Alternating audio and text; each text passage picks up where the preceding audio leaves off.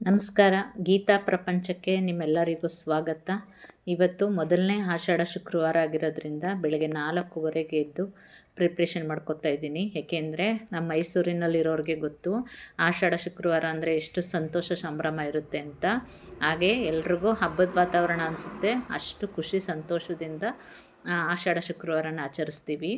ಹಾಗೆ ಎಲ್ಲ ಬಾಗಿಲೆಲ್ಲ ತೊಳೆದು ಮನೆಯೆಲ್ಲ ಒರೆಸಿ ಗುಡಿಸಿ ಎಲ್ಲ ರೆಡಿ ಮಾಡಿಕೊಂಡೆ. ನನ್ನ ಮಗ ಹೊರಗಡೆ ಹೋಗ್ತಾಯಿದ್ದ, ಅವನ ಬಾಯ್ ಅಂತ ಹೇಳಿ ಕಳಿಸಿ ನಾನು ಸ್ನಾನ ಮಾಡ್ಕೊಬರೋಕ್ಕೆ ಹೊರಟೆ. ಸ್ನಾನ ಮಾಡ್ಬೇಕಾದ್ರೆ ಇವತ್ತು ಶುಕ್ರವಾರ ಆಗಿರೋದ್ರಿಂದ ನಾನು 5 ಮಂಗಳ ದ್ರವ್ಯಗಳು ಹಾಕ್ಕೊಂಡು ಸ್ನಾನ ಮಾಡಿಕೊಂಡೆ. ಹಾಗೆ ಸ್ನಾನ ಮಾಡ್ಕೊಂಡು ಬಂದು ಹೊಸ್ಲೆಲ್ಲ ತೊಳೆದು ಅರಿಶಿನ ಕುಂಕುಮ ರಂಗೋಲಿ ಎಲ್ಲ ಹಾಕಿ ಪ್ರಿಪ್ರೇಷನ್ ಮಾಡಿಕೊಂಡೆ. ಮತ್ತು ಶುಕ್ರವಾರ ಮೊದಲನೇ ಶುಕ್ರವಾರ ಆಗಿರೋದ್ರಿಂದ ಹಿಂದಿನ ದಿನವೇ ದೇವ್ರ ಸಾಮಾನೆಲ್ಲ ತೆಗೆದಿಟ್ಟಿದೆ. ಅದನ್ನೆಲ್ಲ ತೊಳೆದು ಪೂಜೆಗೆ ಪ್ರಿಪ್ರೇಷನ್ ಮಾಡಿಕೊಂಡು ಎಲ್ಲ ರೆಡಿ ಮಾಡಿಕೊಂಡೆ. ಆದ್ರೂ 4:15ಗೆ ಎದ್ರೂ ಪೂಜೆ ಮಾಡೋ ತನಕ ಎಲ್ಲ ಪ್ರಿಪ್ರೇಷನ್ ಮಾಡಿಕೊಂಡು ಪೂಜೆ ಮಾಡೋ ತನಕ 7:30 ಆಗೇ ಹೋಯ್ತು. ಹಾಗೆ ಪೂಜೆ ಮಾಡಿ ಧೂಪ ದೀಪ ನೈವೇದ್ಯ ಎಲ್ಲ ಅರ್ಪಿಸಿ, ಹಾಗೆ ಹೊಸ್ಲಿಗೂ ಕೂಡ ಧೂಪ ದೀಪ ನೈವೇದ್ಯ ಎಲ್ಲ ಅರ್ಪಿಸಿ ಪೂಜೆ ಮುಗಿಸ್ದೆ. ಪೂಜೆ ನೀಟಾಗಾಯಿತು, ತುಂಬ ಖುಷಿಯಾಯಿತು. ಎಲ್ಲ ಮುಗಿಸಿ ಹಾಗೆಯೇ ಒರಳು ಪೂಜೆ ಮಾಡೋಣ ಅಂತ ಒರಳು ಬದಲು ಕುಟಾಣಿ ಪೂಜೆ ಮಾಡೋಣ ಅಂದ್ಕೊಂಡು ಬಂದೆ. ನೋಡಿ ಎಷ್ಟು ಅದ್ಭುತವಾಗಿ ಕಾಣಿಸ್ತಾ ಇದೆ ದೇವ್ರ ಮನೆ. ಈಗ ಪೂಜೆ ಮಾಡಿದ್ರೆ ಸಮಾಧಾನ ಆಗುತ್ತೆ ಮನಸ್ಸಿಗೂ ಕೂಡ.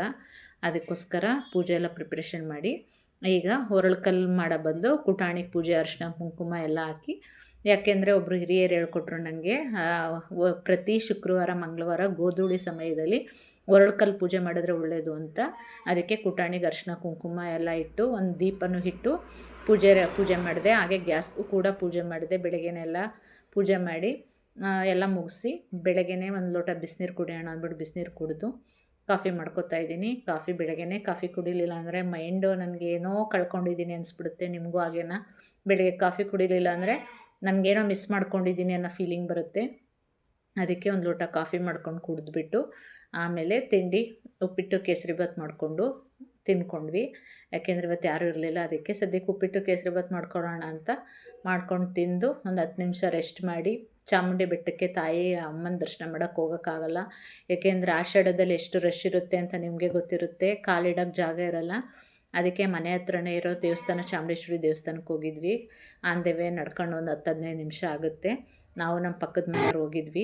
ಸ್ವಲ್ಪ ರಶ್ ಇತ್ತು, ಜಾಸ್ತಿ ರಶ್ ಇರಲಿಲ್ಲ. ಅದು ರಶ್ಶು ನೋಡಿಕೊಂಡು ನೋಡಿ ಎಲ್ಲರೂ ತಾಯಿಗೆ ನಿಂಬೆಹಣ್ಣು ದೀಪ ಬೆಲ್ಲದ ದೀಪ ಹಚ್ಚಿ ಪೂಜೆ ಮಾಡ್ತಿದ್ದಾರೆ. ನಾವು ತಾಯಿ ದರ್ಶನ ಮಾಡ್ಕೊಂಡ್ವಿ. ಇವತ್ತು ರಾಜರಾಜೇಶ್ವರಿ ಅಲಂಕಾರ ಮಾಡಿದರು. ಕಣ್ಣು ತುಂಬಿಕೊಳ್ಳೋ ಅಷ್ಟು ಆನಂದವಾಗಿತ್ತು. ನೋಡಿ ನಿಮಗೂ ತಾಯಿ ಅಷ್ಟು ಅಲಂಕಾರ ಮಾಡಿದ್ದಾರೆ. ಹಾಗೆಯೇ ತಾಯಿದು ಸೀರೆ ಎಲ್ಲ ಹರಾಜಾಗ್ತಾಯಿದ್ರು. ಅದನ್ನು ಕೂಡ ನೋಡಿಕೊಂಡು ಗರುಡಗಂಬದ ಹತ್ರ ಬಂದು ಅಲ್ಲೂ ಪಾದ ನಮಸ್ಕಾರ ಮಾಡಿಕೊಂಡು ಇನ್ನು ಬೇರೆ ಬೇರೆ ದೇವಸ್ಥಾನಗಳಿತ್ತು. ಗಣಪತಿ ದೇವಸ್ಥಾನ, ರಾಮನ ದೇವಸ್ಥಾನ ಎಲ್ಲ ಇತ್ತು. ಅಲ್ಲೂ ಎಲ್ಲ ಕೈ ಮುಕ್ಕೊಂಡು ಈ ಕಡೆ ಬಂದ್ವಿ. ಪ್ರಸಾದಕ್ಕೆ ನಿಂತಿದ್ರು ಹೊರಗಡೆ ಜನಗಳೆಲ್ಲ. ಆದರೆ ನನಗೆ ಟೈಮ್ ಇರಲಿಲ್ಲ. ಯಾಕೆಂದರೆ ಬೆಳಗ್ಗೆ ತಿಂಡಿ ತಿಂದಿದ್ದು ಜೀರ್ಣ ಆಗಿರಲಿಲ್ಲ. ಅದಕ್ಕೆ ಬೇಡ ಅಂದ್ಬಿಟ್ಟು ನನ್ನ ಹೊರಗಡೆ ಕೆಲಸ ಇತ್ತು.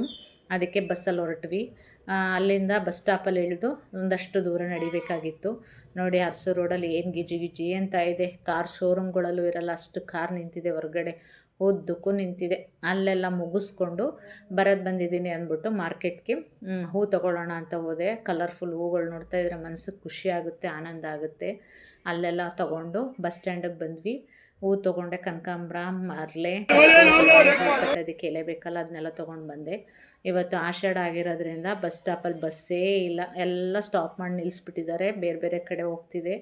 ಕಾದು ಸಾಕಾಗಿ ಬೇರೆ ಬಸ್ ಬಂತು. ಅಲ್ಲಿಂದ ಇಳಿದು ನಮ್ಮನೆ ಸ್ಟಾಪ್ ಸಿಗಲಿಲ್ಲ. ಬೇರೆ ಸ್ಟಾಪಲ್ಲಿ ಇಳ್ಕೊಂಡು ಬಂದು ಗ್ಯಾಸ್ ಸ್ಟವ್ ತೊಗೊಂಡಿದ್ದ ಹೊಸದು, ಅದಕ್ಕೆ ಪೂಜೆ ಮುಗಿಸ್ಬಿಡೋಣ ಅಂತ ಪೂಜೆ ಮುಗಿಸ್ತಾ ಇದ್ದೀನಿ. ಹೂ ತಂದು ಎಲ್ಲ ಇಟ್ಟಿದೆ. ಹಾಗೆಯೇ ನಿಮಗೊಂದು ಇನ್ಫಾರ್ಮೇಷನ್ನು, ಇದು ನನ್ನ ಮೊದಲನೇ ವಿಡಿಯೋ. ಎಲ್ಲರೂ ಪ್ರೋತ್ಸಾಹ ಸಪೋರ್ಟ್ ಮಾಡಿ ಸಬ್ಸ್ಕ್ರೈಬ್ ಮಾಡ್ಕೊಳ್ಳಿ. ಏನಾದ್ರು ತಪ್ಪಿದರೆ ತಿದ್ಕೋತೀನಿ. ಕಮೆಂಟ್ ಮುಖಾಂತರ ನಿಮ್ಮ ಅಭಿಪ್ರಾಯನ ತಿಳಿಸಿ. ನಿಮ್ಮ ಸಪೋರ್ಟ್ ನನಗೆ ಯಾವಾಗಲೂ ಸದಾ ಇರಬೇಕು. ಯಾಕೆಂದರೆ ಇದು ಮೊದಲನೇ ವಿಡಿಯೋ ಆಗಿರೋದ್ರಿಂದ ತಪ್ಪಾಗಿದ್ದರೆ ಕ್ಷಮಿಸಬೇಕು ಅಂತ ಕೇಳ್ಕೊತಾ ಇದ್ದೀನಿ. ಹೂ ತಂದಿದ್ನಲ್ಲ ಅದನ್ನೆಲ್ಲ ಹಿಂದೊಂದು ದಿನ ಕಟ್ಕೋತಾ ಇದ್ದೀನಿ. ಯಾಕೆಂದರೆ ಮುಡ್ಕೊಳ್ಳೋಕ್ಕೂ ಆಗುತ್ತೆ ಮತ್ತು ದೇವ್ರ ಫೋಟೋಗೂ ಆಗುತ್ತೆ ಅಂದ್ಬಿಟ್ಟು ಕಟ್ತಾಯಿದ್ದೀನಿ. ನನಗೇನು ಅಷ್ಟು ಪ್ರೊಫೆಷನಾಗಿ ಕಟ್ಟೋಕ್ಕೆ ಬರಲ್ಲ. ಒಂದಿಷ್ಟು ಉದ್ದ ಹೂ ಕಟ್ಟೋದಕ್ಕೆ ಗಂಟೆಗಟ್ಟಲೆ ತೊಗೋತೀನಿ. ಸದ್ಯಕ್ಕೆ ತಕ್ಕಮಟ್ಟ ಕಟ್ಕೊಳ್ಳೋಣ, ಇವತ್ತೇನು ಕೆಲಸನೂ ಇರಲಿಲ್ಲ ಅಂದ್ಬಿಟ್ಟು ಕಟ್ತಾ ಕೂತಿದೆ.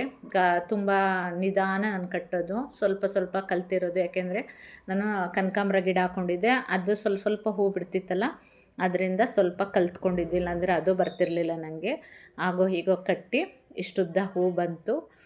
ಹೂವನ್ನ ಪ್ರಿಪ್ರೇಷನ್ ಮಾಡಿ ನೋಡಿ, ಎಷ್ಟು ಚೆಂದ ಕಟ್ಟಿದ್ದೀನೋ ಚೆನ್ನಾಗಿ ಕಟ್ಟಿಲ್ವೋ ಕಮೆಂಟ್ ಮುಖಾಂತರ ತಿಳಿಸಿ.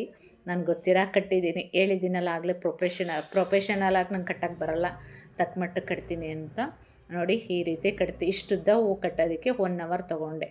ಈ ವಿಡಿಯೋ ಇಷ್ಟ ಆಯಿತು ಅಂದರೆ ಪ್ಲೀಸ್ ಲೈಕ್ ಮಾಡಿ, ಶೇರ್ ಮಾಡಿ, ಸಬ್ಸ್ಕ್ರೈಬ್ ಮಾಡಿ, ಕಮೆಂಟ್ ಮುಖಾಂತರ ತಿಳಿಸಿ. Thank you for watching video. ಹೋಗಿ ಬರಲಾ?